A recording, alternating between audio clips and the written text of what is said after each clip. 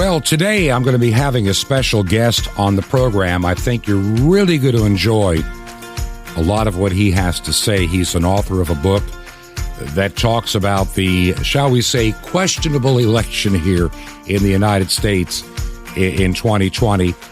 And also I've got a bunch of updates on what's going on behind the scenes in this particular radio ministry and some other ministry work. This is Truth to Ponder with Bob Bierman.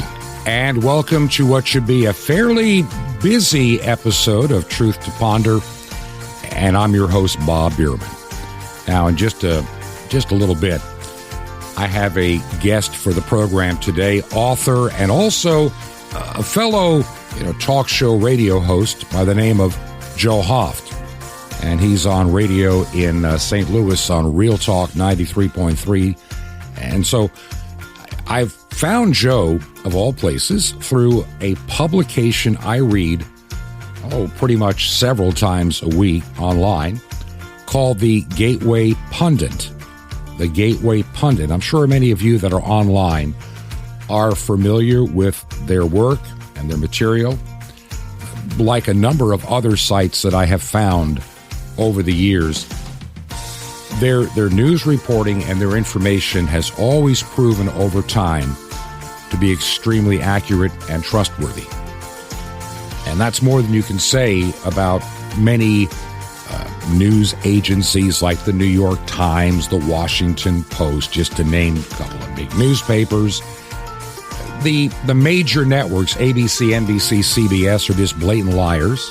I mean, they will lie to you, and especially at CNN and MSNBC, they know in the depths of their heart they are lying to you because the ideology, the ends justify the means. At least the enemy of your soul believes that. And I truly believe that the mischaracterizations of things that you find in the mainstream media today, and from the newspapers today, and from CNN today, and from MSNBC today. Of course, CNN Plus is dead and gone now, so who cares? I guess Chris Wallace may have made a bad decision in jumping ship when he did. But be that as it may, it's one less fake news outlet to deal with. There was nobody watching it anyway.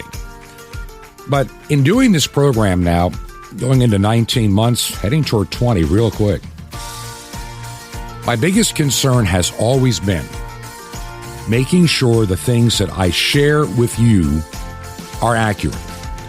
I don't want to share a story, no matter how good it sounds, that ends up not being true. Now, I've said a lot of things about the election, and I had people saying, that's not true, Bob. That didn't happen in Georgia, Bob. That didn't. And then it turns out that it did. Nobody wants to say it loudly, especially if you were wrong. And the news media, they're still not wanting to admit it, because to admit what we are beginning to see come out shows the collusion even the media had in this stolen election. Many of you send me some story ideas, and I look at as many as I can. I spend a lot. Look, it takes quite a bit of time to produce one program, more than you think. It's not just the hour. It's the prep time, the editing time, the distribution time, the write-up time, getting it in for podcasting at a certain point in time to be ready on time, and then the preparation work. And one of the problems I'm running into these days, I've got so many things that are needing to be done that sometimes are not getting done. I really believe that this ministry is growing and will continue to grow. But there's other things that God has laid on my heart as well. And I am a person that for a number of years was a church pastor. And I'm still very active in a leadership role within my church body, with a number of congregations spread out around the United States. But God is just laying some things on my heart and my wife's heart as another part, another chapter in our lives. Now, I plan to continue the radio program as long as God keeps this door open. I really do. But there's going to be some other things coming down the road, and I'll be telling you about them over the next couple of weeks. We'll be heading up north into Georgia and also on into Virginia. And I'll be telling you a lot of exciting things in the days and weeks ahead. Real quick before I get to my guest, just remember that the shortwave airtime costs money. And if you can help with that, I'll tell you in a little bit how you can help support us. Now, my guest today is Joe Hoft. Now, Joe Hoft is the twin brother of the Gateway Pundit's founder, Jim Hoft, and he's also a contributing editor. His reporting is often months ahead of the mainstream media. He understood and unraveled the Mueller investigation sham and also the origins of the coronavirus and even the 2020 election fraud. He's got a great background. He's also a radio show host himself. Now, Joe's new book is called The Steal, Volume 1, Setting the Stage. The book is now out. It addresses the stolen 2020 election and the activities that led up to all that went wrong on November 3rd of 2020. And so, Joe, I want to welcome you to the program today and tell us about this particular book. Okay. Well, hey, Bob. Yeah, my new book, The Steal, is actually really the first of what I expect to be at least 3 books. And I'm working on the second one right now. The first book, though, The Steal, it's volume 1, and it's entitled The Early Stages, or I think I say specifically Setting the Stage. And it's about all those activities before the 2020 election that were in place that was basically getting ready for the steal. So I talk about the big media, big tech, the censorship, the incredibly fake news, the garbage polls. I talk about China. I have a chapter on China, and I just discuss how Trump crushed China. I was in Hong Kong for a decade up until 2020, and I could see it. I mean, Trump was just destroying China, and they wanted to get rid of him. And so I talk about the economic situation over there and why, if there was a reason to drop COVID intentionally, that would have been it. It'd been Trump was destroying their economy. It still has. I think their economy, by the way, it's all propaganda that we get now. I think their economy's in horrible shape. And then I talk about other things that were present. There was the deep state, basically nonprofits that the left have set up, all these nonprofits. And their purposes, many of them was, I think, to steal the election. There was also, I guess, the absentee ballot issue. And absolutely. Look at all the states that had what I call the magic ballots. That's the best way to describe it. Magic ballots that appeared at 3 o'clock and 4 o'clock in the morning. Oh, yeah. By mules that had handfuls. That's what I'm writing about now, and it's just pretty shocking going back and looking at it because we did a lot of work on this.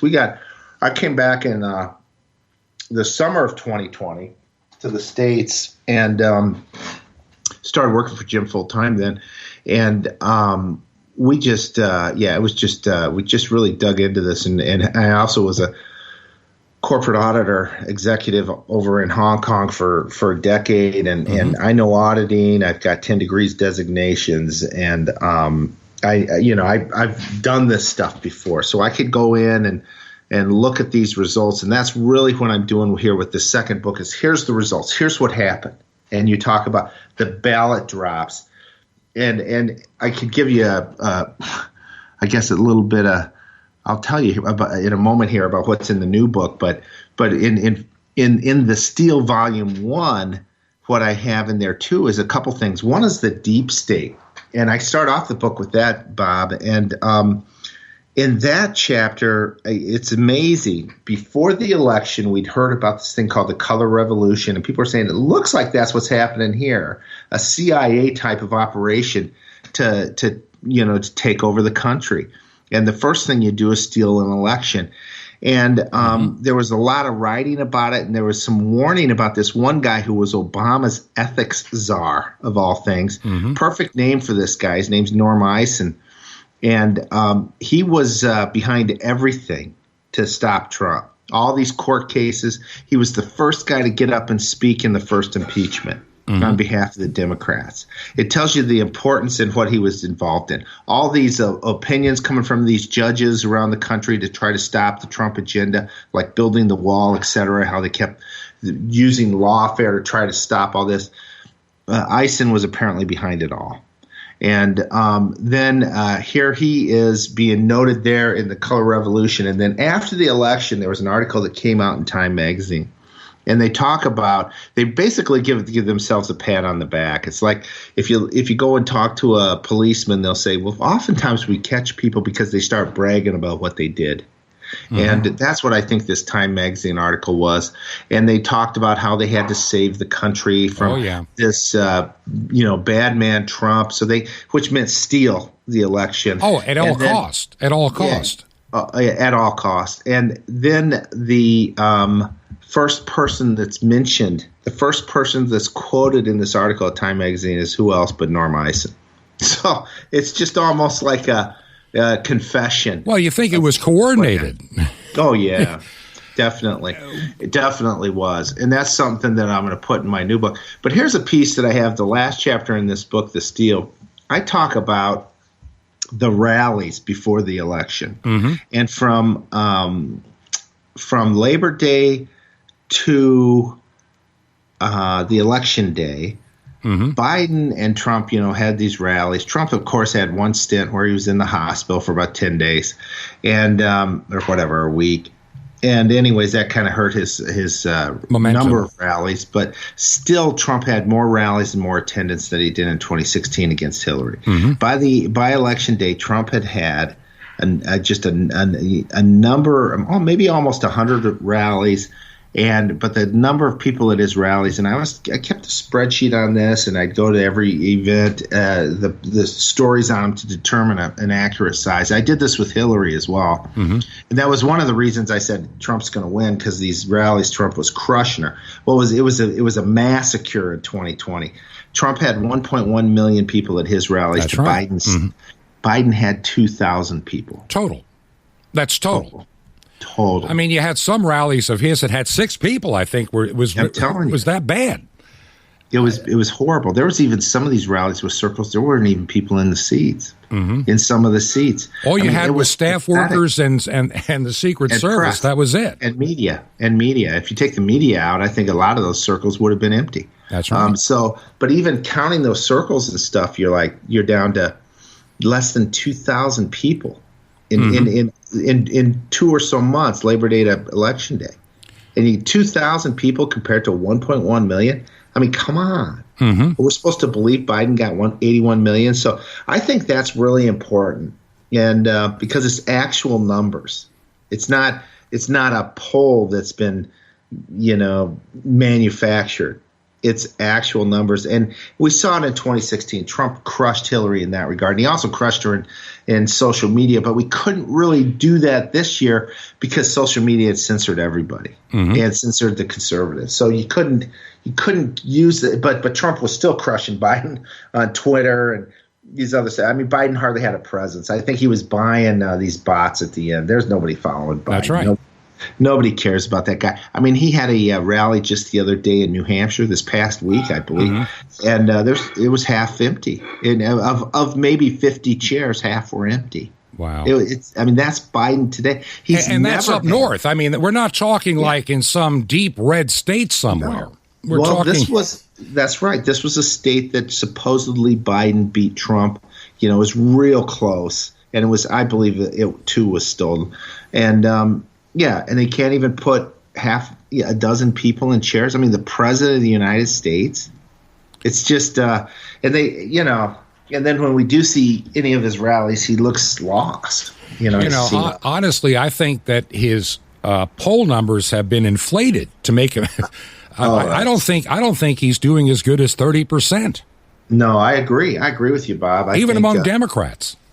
Yeah, I think, and I think the left knows how bad it is, and they know Kamala Harris would even be worse. Isn't that something? And yet, I'm hearing though recently some thoughts from people, including my brother Jim, who's the founder of the Gateway Pundit, just that the Dems don't seem too worried right now, even with this appalling policies. Hey, and that should make all of us nervous. Well, that's it. I'm disturbed about that too. They're acting like, oh, no big deal. Oh, Yeah. it'll all be fine. In other words, they've got something already in the works. They've had a year to realize they were going to be in trouble. Somebody made a statement. I'm not sure if you agree with this or not, but Kamala Harris being on the ticket and being the vice president was insurance to make sure they didn't impeach Joe Biden. Yeah, I've heard that before too. And Yeah, I've heard that before too. I mean, but Rush Limbaugh said this in October of 2020. He said, and I might have this in my book somewhere because I think it's pretty profound. He says, the left is done with elections. They're just done. Mm-hmm. I mean, they got this guy sitting in the basement. I mean, he's not out campaigning. He's just going to these things in a bunch of circles on the floor, and it's just a joke. Mm-hmm. And they must be done. He says they don't want to argue their position anymore. They don't feel it necessary. They think it's a waste of time. They're entitled, and they're done. And he was so right. I mean, this election and not just the presidential election, some of these Senate races, et cetera, they were absolutely stolen. And I think it goes both ways, actually. I think, like, for example, that Senator Collins in Maine, she's horrible. She's a horrible person, horrible record. Mm-hmm. And there was an attractive young Democrat woman that was running against her that I think probably – and was up in the polls, and somehow Collins beats her. I really think Collins's race was whatever, bought and paid for as well. And the Democrats know – she's better there than a Democrat would be because she's gonna vote. She's a reliable look. She's a reliable swamp creature. That's the best way to put it. Just like Romney, a reliable swamp creature. Yeah. They don't look. There's a game. You're going to be the R. I'm going to be the D. But we're really on the same team here within the deep state. And I'm convinced that a significant number of so-called conservative Republicans are basically wolves in sheep's clothing. Well, we saw it. We saw it with Raffensperger in Georgia. Oh yeah. And his little guy Gabe Sterling. This has got to stop. This has got to stop. It was a fair election. What a horrible person. He's just he became unhinged. He stood there and look. We have a home in Georgia. I spent a significant part of my life.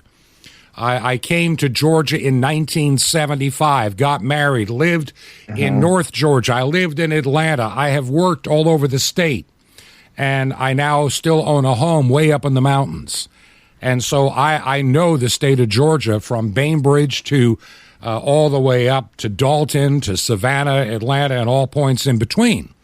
I've built radio stations, and you cannot tell me that Biden won the state of Georgia in 2020. It didn't happen. It happened in DeKalb County, happened in part of Fulton.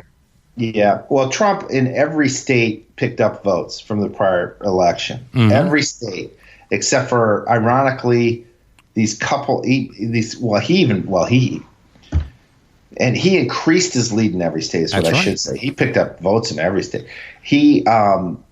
There's no way that he had a 5% lead in Georgia that was lost over the last 4 years. No way. No. And that's when everybody, and we saw it in Florida, signage everywhere. And same thing goes. You hear back to, and this is kind of in the second book too. In my introduction is just back when Hillary and Bernie were going at it. We know that Hillary's team was doing some corrupt stuff, but if you talk to people out there in California, there wasn't a Hillary sign out. There was Bernie signs everywhere. And somehow Hillary walks away with California. Every Democrat out there just kind of shook their head like, well, this doesn't make any sense. No. Because I think signage does matter. I think those are the things that really do matter. Attendance, signage, and perhaps social media. And those are the things that matter. But social media, they've contaminated by suppressing the conservative voice. Absolutely. And they're trying to do more. Absolutely. I'm working on a post right now for the Gateway Pundit that Hillary and Biden and Obama yesterday are both out speaking about censoring. And that's why I really love what Elon Musk is doing. I really pray and hope he can take over Twitter, because that is a great tool with horrible management, very corrupt, and very anti-American. Well, once again, it is an echo chamber. It's becoming nothing more than an overpriced mega-billion-dollar echo chamber for one side. And if you're cutting out half of the people, how do you make a profit when you are disparaging half of your audience? I don't get it. No, it's like, look at a state like Florida, and I'm a resident of Florida and have been for many, many years. But I look at some of the purple counties that went Trump both times, and you're going to tell me that Georgia went for Biden? No. I mean, we're in Florida. We have to deal with a delusion that occurs around Gainesville, which is, where the University of Florida is. And then you have, of course, Broward County, Palm Beach County, to a lesser degree, Miami-Dade, and, of course, Leon County, right around, the state capital, and maybe a little, and even Jacksonville's kind of purplish. So we have that to deal with. I don't think that the Democrats, I think, understood that Florida was going to be too big of a deal to try to steal. And they didn't even, I don't think they bothered. I think they tried. I think, you know what happened?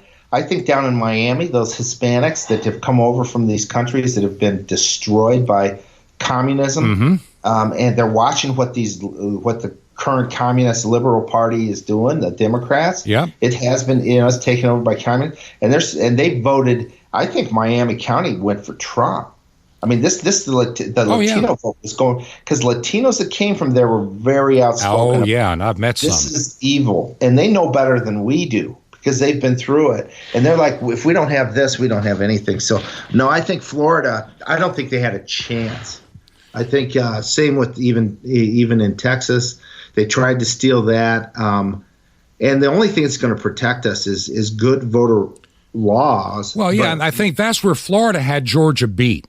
Because, part of the deal, if I understand it correctly, maybe and I better than I do, that the sleazy deal that Raffensperger made with Stacey Abrams after her defeat in 18 and to become the governor of Georgia. I think she still thinks she is, but he signed this, sweetheart deal with the devil where they were not going to verify any signatures. I mean, wait a minute. So we're going to mail out ballots.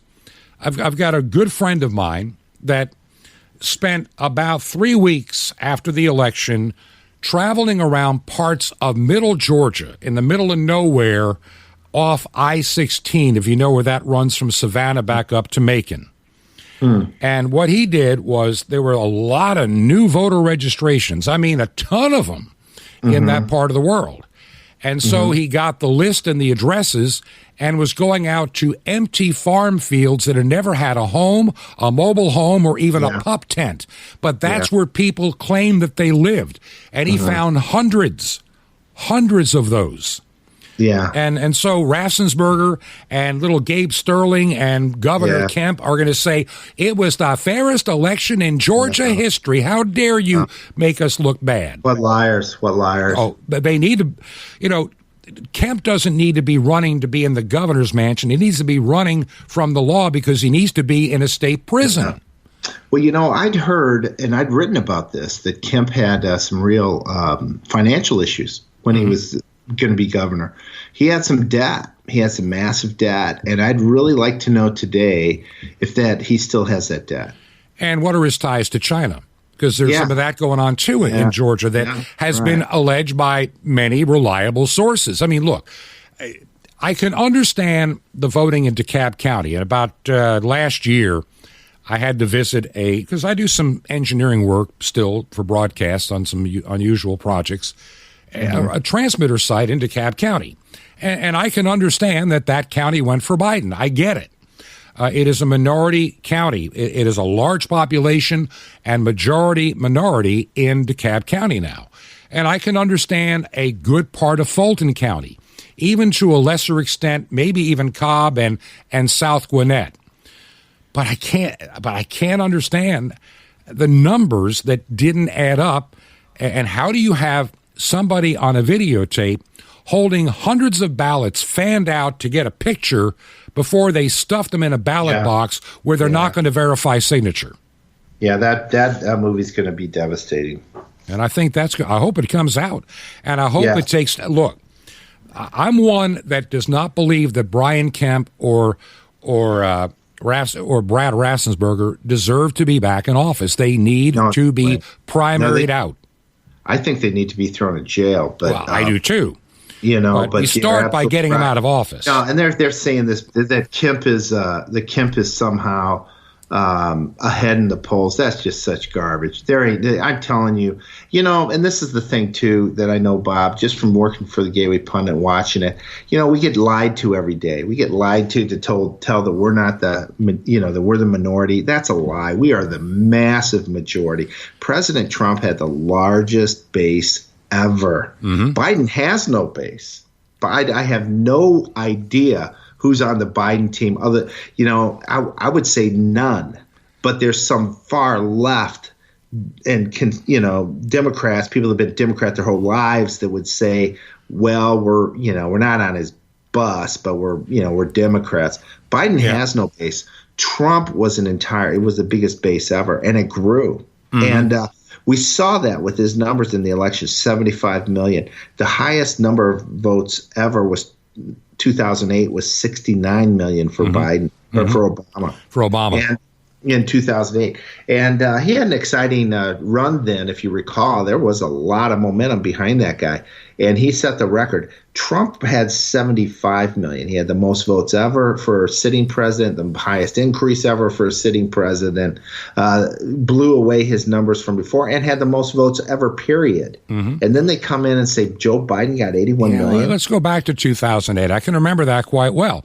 You had the most uninspiring Republican candidate that you could have ever put up there, in John McCain.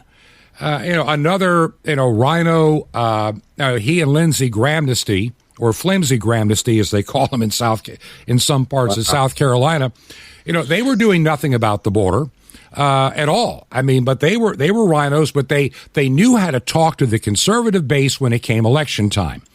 But he was so uninspiring, and then all you needed was that economy to just get unplugged in the summer of 2008. The Republican enthusiasm just died, and so there was no chance. I still, and then the best they could do 4 years later is Mitt Romney. Come on, the guy that gave us Romney Care in Massachusetts, he's going to be the guy to undo Obamacare? Wow, boy, it just really tells you who's been running the Republican Party, doesn't it? Fools and idiots. And that's what we saw in Georgia, Michigan, Pennsylvania, Wisconsin, across the states, Missouri, these good old boys that are running the show that don't want anybody coming in. We're seeing it today with McCarthy. Today, saw the stuff that came out last night. Here's McCarthy saying he's going to talk to Trump about resigning and that this 25th Amendment is going to go through. What a snake. What an absolute snake. McCarthy, then Mitch McConnell's another one that I don't trust. Liz Cheney. Liz Cheney. She's worse than a Democrat right now. There's nobody worse than her right now. She's an independent, anti-American is all she is, who's beholden to the military-industrial complex. I guess so. That Eisenhower warned us about in 1961. Yeah, I've heard that recently too. And I like Dick Cheney, and now she's, because of her, can't stand him. I guess the more you look, that when you start digging that, it's like an onion. You start peeling that layer back, and you start finding stuff you didn't expect. Yeah, she's something else. She's so nasty. What they're doing to these people on January 6th too. So this is their effort today. Obama and Hillary are out pushing censorship. Mm-hmm. We've got Americans that legally protested against the stolen election on January 6th, sitting in jail in D.C. We call it the American Gulag. Yeah. Some of these guys, I wrote about a guy yesterday. Political prisoners. 15 months there. This guy, his mom says, he never got a suspension from school. He was always on time. He's never committed a crime in his life. Yeah. And he's there, and he's being 15 months in the D.C. jail with no court date yet. And this is this should anger every American, right or left. Absolutely. And to see what's happening to these guys. And I talked to Judge Napolitano, and he's like, these guys, first of all, had every right to be out there. There's no problem with protesting this election. Whether they felt it was stolen or not, they had every right to do that. It's irrelevant. And he said, basically, none of them should be in jail. Even if they did commit some violence, they should not be in jail.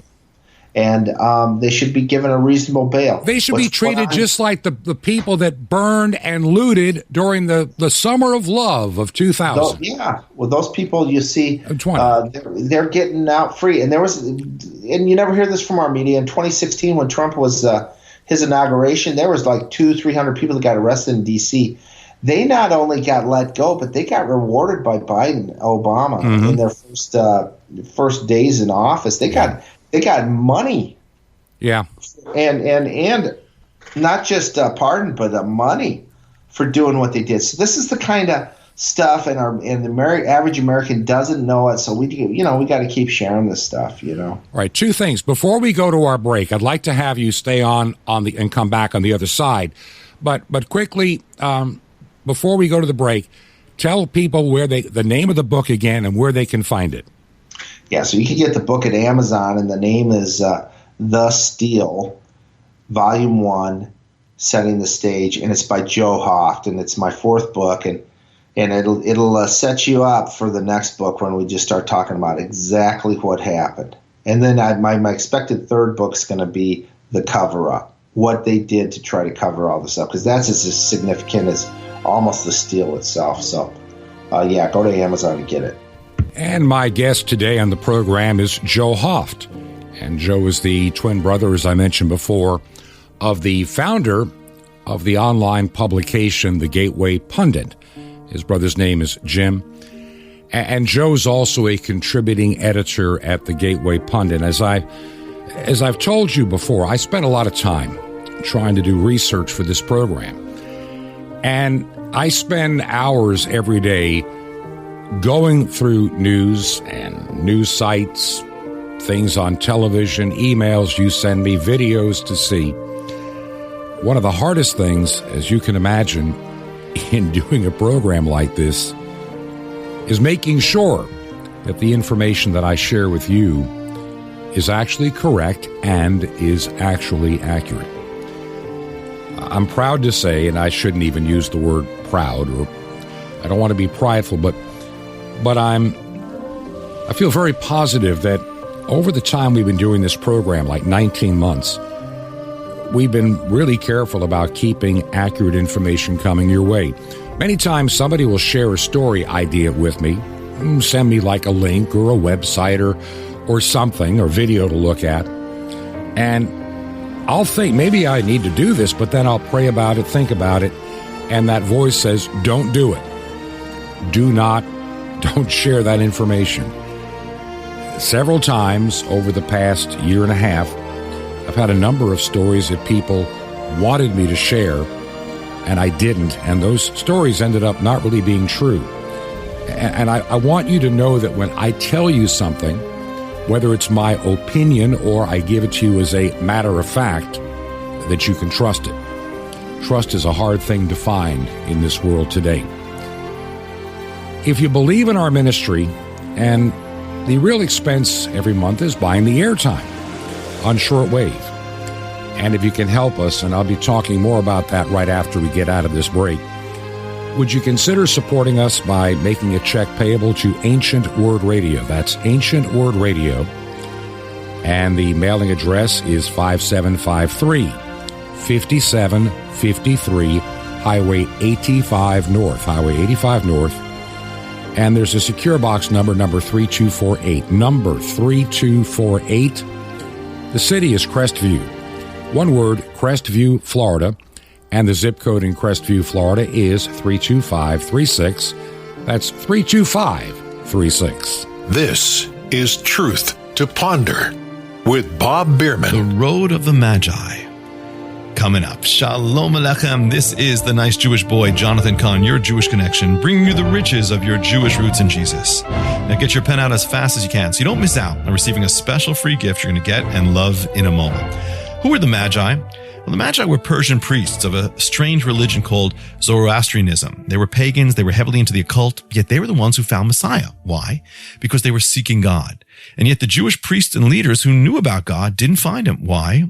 A real profound truth. They were heading away from God. See, it's not your position that matters, or your past. The Magi were in a bad position. They were into the occult, yet they were heading in the right direction for the Lord. But the leadership of Israel, they were in a good position. They knew the scriptures, but they were heading away from God in a bad direction. See, better off is the non-believer who's turning to the Lord than the one who knows all about God but's turning away from the Lord. Better off is the carnal believer who's repenting and turning to full devotion and holiness than the one who's been on fire but is now turning cold. See, it's not what you've done, it's where you're heading. So where are you heading, my friend? Where's your heart? Are you seeking God or did you stop? Are you seeking God more than you used to or less? Get back. See, Paul had a lot that he could have rested on, but he didn't. He said, I daily beat my body then, lest after preaching to others, I become a castaway. He said, forgetting what lies behind, I press on. He started out every day as if he were a new believer who had as much to learn about the Lord then as at the beginning. Have the same attitude, the attitude of a new believer. Seek to know God, that we don't even know the half of God. I want to find God, seek God, because it's not what you have been or even who you are. It's where you're heading, where your heart is heading. Don't rest on your laurels, but seek God again as you did at first. It's a good road. It's the road of the Magi. Want more? Ask for Amazed in Cyprus. Now, the free gift for you. What if you discovered the lost Ark of the Covenant? Well, something just as awesome. The Mystery of the Temple Doors, it's yours free. And Sapphire's Daily Spiritual Vitamins guaranteed to revitalize your walk as you apply it. Well, listen, how do you receive these gifts free? Easy. Just remember Jesus' real Hebrew name, Yeshua, and you dial it. That's it. Just call 1-800-YESHUA-1. You will be blessed and you'll receive your free gifts, but call now, 1-800-YESHUA-1. Now, the Jewish people brought you the blessings of salvation. I invite you to join with me to bring it back to them, to bless those who blessed you and reach the unreached peoples from every nation. It's amazing. Imagine you could blanket the planet with salvation. Well, you can. Through shortwave radio, the farthest way you'll ever spread the gospel. It's 1-800-YESHUA-1. You'll be part, YESHUA-1. Or you write me direct. It's right to the Nice Jewish Boy, Box 1111, Lodi, Lodi, New Jersey, 07644. Nice Jewish Boy, Box 1111, Lodi, Lodi, New Jersey, 07644. Well, till next time, this is Jonathan Kahn saying, head straight up, my friend. Shalom Aleichem. Peace be to you in Messiah HaDerech, the way.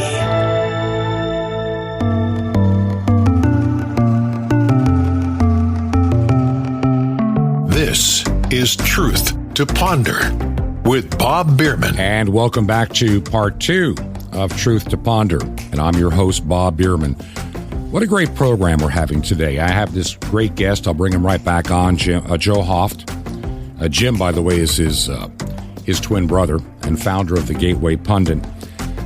Before we get back to our interview and so much information I think you can use and really, really help you, I just want to tell you, I want to thank so many of you that have been writing me in recent days and weeks. It's been a trying time.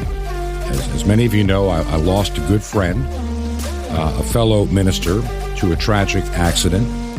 Another one of my clergy friends, his young son, 19 years of age, who's just gone through so much this past year health-wise with a very strange ailment, after seeming to have recuperated, died unexpectedly of a heart attack.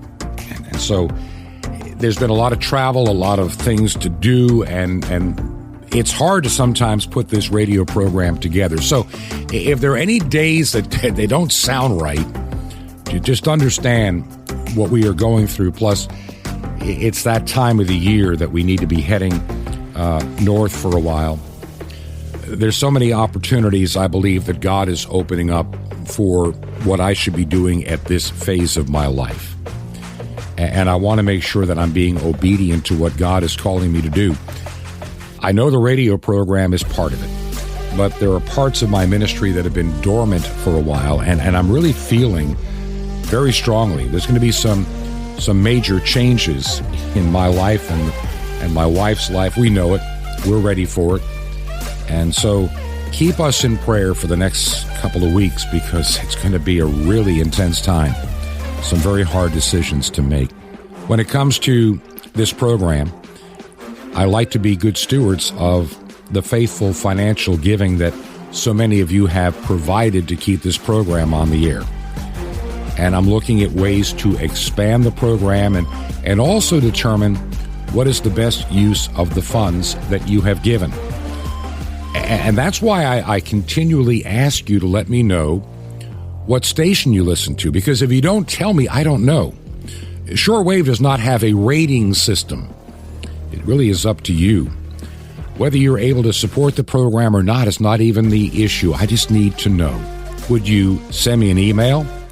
That's bob@truth2ponder.com, bob@truth2ponder.com. Now our guest today, Joe Hoft. And Joe, you wrote the book, The Steal, Volume 1. What did you see that made you believe this election in 2020 was stolen? That's a good question, Bob. There's a number of things. One thing here in Volume 2 that you're going to find is that, and I start off with this, not only is it the question, and we alluded to this in the last section or segment, that I question whether the Democrats have had a legitimate election in years. Mm-hmm. I mean, we had this stolen election in 2020. The primary appeared to be stolen by Biden. It was like all of a sudden one day it was like Biden was the appointed one, right? You know? Well, it's like 2016. And how many times did Bernie Sanders win, but they still gave it to Hillary? I agree. It made no sense. You know, how does somebody lose a primary and still win it? I never could figure that out. Yeah. And that's why I think Hillary was so upset, too, to lose to Trump, because they didn't cheat enough for her. I think she was just devastated. She was convinced they already had it in the bag. Oh, yeah. They already had the fireworks paid for. And Trump said it. We had to win big because they were going to steal it. And they still tried. And notice she wanted to make sure her fireworks would be seen in New York. Yeah. So Trump would see it, too, because he lives in New York, or did at the time. Yeah. So, so I don't, and then the primary was stolen over Bernie. And I don't think Bernie was that great. I don't think, I think it was because a lot of people didn't like Hillary. And Democrats included. The media tried to make her into this special goddess because she was a woman, but a lot of Democrats didn't like her, and a lot of Republicans certainly didn't. Thought she was just as corrupt as can be. Plus, you also had a lot of college students with their gender studies degree worrying about their student debt and no job, looking at Bernie as their hope, the great hope to equalize and guaranteed income, guaranteed this, guaranteed everything. Right. And so if you're like between the ages of, 18 and 27, Bernie was your man. Grandpa Bernie was going to bail us out. I still don't, I don't think Bernie, I think he was there because nobody else was running. I think that when he stepped in, I'm sure the Democratic establishment, like, what are you doing? And you're not even a Democrat. But you're running in our party. You're an avowed socialist. Don't you know this was given to Hillary when she lost to Obama, when we gave it to Obama? Mm-hmm. So I don't know when was the last legitimate election. I think that's something that really needs to be, investigated. I probably, and who knows if it ever really will. Not thoroughly, because the data is mostly gone now. But anyways, so that's where we ended up, in this 2020 election. Again, a stolen election. But the thing that grabbed me was this guy Scott Adams, who's the author of Dilbert. Mm-hmm. Oh, yeah. And he was a pro-Trumper, and he came out, and I liked him a lot. And he's a clever guy, really sees stuff on a whole different level. And he was behind Trump, and I liked that. But he came out in December of 2020, after we'd been through now almost a month of just really desperation and knowledge that something happened and trying to get to the bottom of it. Right.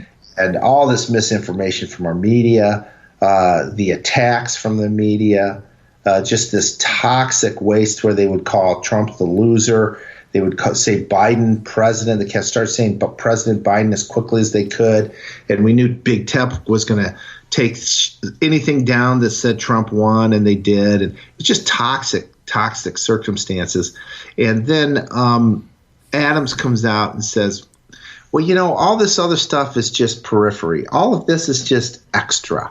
He said the election was over when the Democrats forcefully prevented Americans and basically poll watchers, Republican poll watchers, from entering and reviewing the election. Mm-hmm. When they stopped when they started forcefully preventing this from happening, the election was over.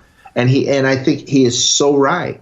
I mean, if you can't validate the election, then the election's over. And it should have been stopped, and they never should have been certified. And we know these corrupt politicians. Which makes me wonder about Pence. Oh, I agree. Something about that. He was always like, I'm behind Trump as long as Trump was ahead. Yeah. As soon as it turned the other way, he stabbed him in the back. It's like, okay, and I don't think he stands, as they say, a snowball's chance in a waffle iron of becoming the Republican nominee. No, he's hated for what he did. He could have, on the other hand, had he done the right thing and said, hey, this stuff shouldn't be certified. There's just too much fraud. If we have to do it. Even if Biden stood, If he had an ounce of courage, he would have said, we need to do it over. Yeah, but he went to the Brian Kemp School of being a weasel. Oh, yeah, I agree. No, I agree 100%. We put it that day, January 6th, he had an opportunity to put his name in history as a hero, and he blew it. How many of those in that skiff knew what the real plan was, and it wasn't an insurrection? I am, from all the videos that I have seen, and I'm sure you've seen even more than I have, something tells me that this was a creation of the deep state to create the environment and make it happen in order to destroy Trump's credibility, to destroy any possibility of him ever running again. Well, and that's you're absolutely right. That's what they did, and to scare conservatives from ever standing up. Well, that's it, and then shove guys in prison for 13 months, like some 15 months, whatever it is now. And with and their conditions are horrible. The jail there in water. Jim was just talking about this morning with me. He said, the toilets are overflowing. There's poop on the floor. Yeah, it's just disgusting. It is, and this is what they're living in. And this is what is happening in the United States of America in the 21st century. Yeah, unbelievable. Should not be there. They're being beaten. There's one guy in there that's gotten his eye, lost an eye. He was beaten so bad. I mean, it is, and most of these guys are just good, patriotic Americans. At night, they stand up and sing the Star Spangled Banner together. They're heroes, they're patriots, and they're keeping them, themselves sane through this. So some of them, 23-hour days of solitaire. I know. And I've heard that'll make you go crazy. I think that's the plan, and I don't think how do we hold judges? How do we hold our Congress? How do we hold Nancy Pelosi, who I think is evil personified? These phony pro-abortion Catholics. They're not Catholics. They're phony. They're fraudulent. They're hell-bound as far as, unless they repent, they are showing by the fruits of what they do what they are. They're evil personified, including Biden. You can play with your rosary all day long, but as long as you are spitting on the face of Christ, you're unsaved, you're unwashed in the blood, you have no life in you. I don't understand how many Catholics continue to vote for Democrat because my daddy voted Democrat or my grandpa did and he was in the Union. It's time to, get out from among them and do not touch the unclean thing, as the Bible says. And the whole Democrat Party has literally been taken over, at the top levels, in my opinion, by literal reprobates and people with a satanic heart. Who would be angry about we shouldn't be teaching sex things and homosexuality to kindergarten through the third grade? I mean, it's none of the business of the school to discuss things of that nature. I think Disney's about to pay a dear price for that. I hope they do, and I hope that it hurts. Yeah. I mean, it's insanity. With all that, you're absolutely right. I've said to my daughter years ago, I think the only thing keeping Pelosi alive is the demons within her. Yeah. The lady's just so sick. There's something wrong. There's something really wrong. And why should we not believe that there weren't demons? There were demons in the Jesus time. Absolutely. What makes you think that woman has got it together? There's nothing there that she's doing to help this country. It's the Bible says the spirit of Antichrist is already here. The spirit of Antichrist, it is here. I tell you, I was at a convention, a seminar, I don't know what you'd call it, a couple of weeks ago in Virginia, and there was Jim and I talked about what's happened over the last 2 years, just since 2020, and how the World Economic Forum and these elites are trying to impose their power, and we're seeing it. We just, like this article about Obama and Hillary pushing for more censorship. That's not an American ideal. That's not in our Constitution. Our Constitution says free speech. I had Pamela Geller on yesterday on my radio show. Mm-hmm. She was awesome. She said, without free speech, we don't have anything. This is the essence of all that we have. And she says, but without free and fair elections, then it's all just a bunch of chatter. Yeah. Because it doesn't matter. And I think, look, I go back and I look at, I think that the real shifting point in this country goes back to Woodrow Wilson, was what I consider the major turning point. Oh, I know there's been seeds of this sown for centuries. The idea of the one world government, new world order, all of that. But I think we had a president for the first time that wanted more federal power, so we got rid of the states selecting their senators. We took that away, so the state's voice disappeared in the federal government. Then they were given the income tax, and once they had those tools, they started to build. And after World War II, the machinery that was in place was enormous, and they began to own more and more of our economy. And the deep state has been growing quietly in the background ever since that time, and it's gotten by the 90s big enough to be revealed, and they don't care. And people still they're too busy playing or watching Netflix. They're too busy, with their lives and jobs to care about the politics and the things that are wrong in our nation. Yeah. Before we run out of time today, let me ask you this question: what, in your opinion? By the way, tell us real quick about your writing in the Gateway Pundit. I know that's where I found you, and that's where I reached out to you from some of the articles you've written. You're doing some writing for them, obviously. Right. And so tell us about that, then I have one more question. Yeah, so I've been writing for Jim for about 5 years. I was actually a corporate executive in Hong Kong at that time, so I wasn't working for Jim. I was just on the side writing articles. We were both behind Trump, and then I came back to the States, retired, and now I'm working for him full time. Yeah, now you're like me. I'm retired and doing a radio show.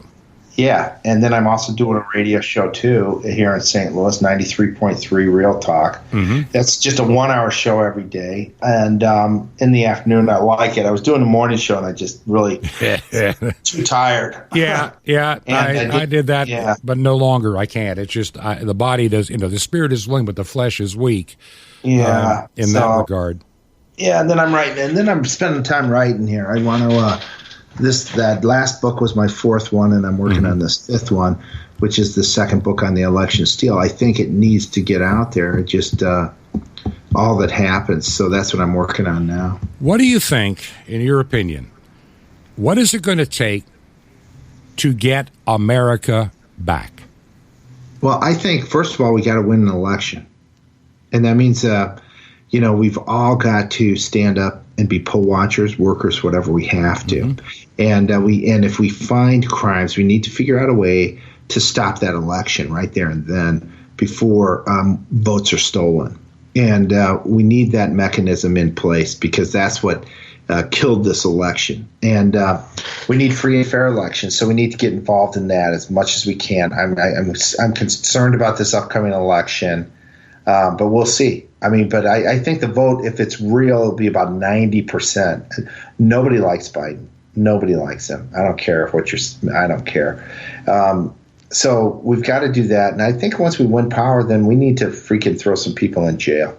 And I think, and I don't say that lightly, I think absolutely people need to go to jail. And I think it starts with Obama and Hillary and Pelosi and these people that have been involved in this nasty, nasty takeover of this country. The ignoring our laws, choosing laws that they want to enforce, which is against the Constitution, and hold them accountable. And places like and all their deeds need to be undone. So, for example, Obama came in and inserted 10 judges into the D.C. court, 10 additional judges, but they were all corrupt. And they're still corrupt. And now a person like you and me can't go to D.C. and expect to ever get a fair trial, ever. And so we need to clean up these courts and put in fair judges. And then, we need to get rid of the DOJ. The FBI needs to be absolutely cleaned out. And that's probably our starting point. And then every government agency needs to basically be shut down and started over. Fauci should be indicted as well. The stuff he's done is horrific. So just a lot of work to do. It's almost, I think we need to, I'll say it this way, Bob, and I don't know a lot. I'm not a constitutional scholar by any means, but I think we need to go into some sort of emergency situation and take care of this, because we cannot allow these criminals to selectively use our legal system to attack innocent people and put them in jail for 15 months for doing nothing wrong other than to protest a stolen election. And my guest today has been Joe Hoft. And as I mentioned before, he is the twin brother of the Gateway Pundit. I read that quite a bit online. The Gateway Pundit's founder, he's the twin brother of Jim Hoft, and he's also a contributing editor at the Gateway Pundit. Now, Joe's reporting is often months ahead, as I said earlier in the program, ahead of the mainstream media, has been observed in his reporting way back when on the, Mueller investigation, sham, and so much more, the origins of the coronavirus, and as we were talking about quite a bit today, the 2020 election issues. And I really believe fraud in my heart of hearts. And of course, I will definitely have Joe back on the program very soon. One of the things I'm trying to do during this time is to bring you programs in the not too distant future of some of these people who I read on a regular basis. There are a number of publications, many that I subscribe to. It's part of the job that I do to try to stay, informed, so I can give you news and information that is accurate. There's a lot of misinformation out there, let's be honest, and it doesn't matter. You can say CNN is misinformation, and I would agree. It's just a one-sided narrative for a political ideology, and the truth is often either distorted or non-existent. I understand that. Also know there are many so-called conservative websites that I would not trust at all that have made so many false claims, so many predictions that never came true. And that's why I spend the time to give you accurate information. Do you believe in the work that we're doing? Would you consider a financial gift to keep us on the radio? If you would, make a check payable to Ancient Word Radio. Ancient Word Radio, mailing address is 5753 Highway 85 North, that's 5753 Highway 85 North, number 3248. Number 3248. The city is Crestview. Crestview, one word, Crestview, Florida. And the zip code is 32536, 32536. This has been Truth to Ponder with Bob Bierman. To find out more, visit our website, truth2ponder.com. That's truth2ponder.com. Truth to Ponder, shining the light of truth in a darkening world.